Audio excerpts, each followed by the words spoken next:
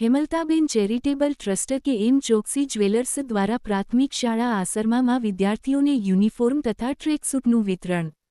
28 શાળામાં યુનિફોર્મ સહિત અન્ય સુવિધા માટે 30 લાખની રકમનું દાન।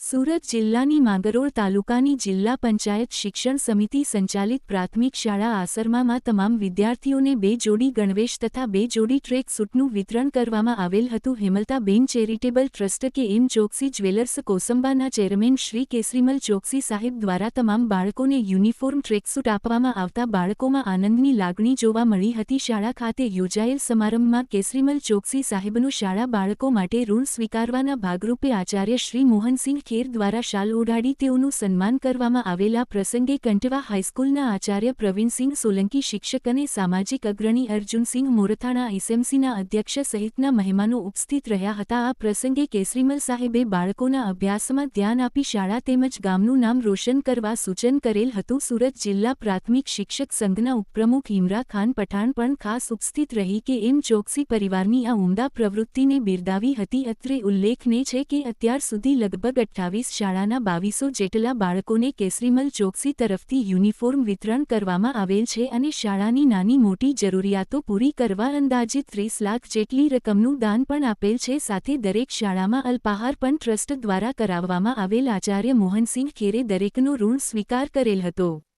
રિપોર્ટ ઇમરાન ખાન પઠાણ। હેમલતા ચેરિટેબલ ટ્રસ્ટના ઉપપ્રમુખ તરીકે તેમજ કેએમ ચોકસી જ્વેલર્સ કોસંબા અને સુરતના ચેરમેન તરીકે કેસરીમલ બી શાહ હું આજ સુધી અંદાજ 3 વર્ષથી હું આ બધું આ સેવાનું કામ કરું છું।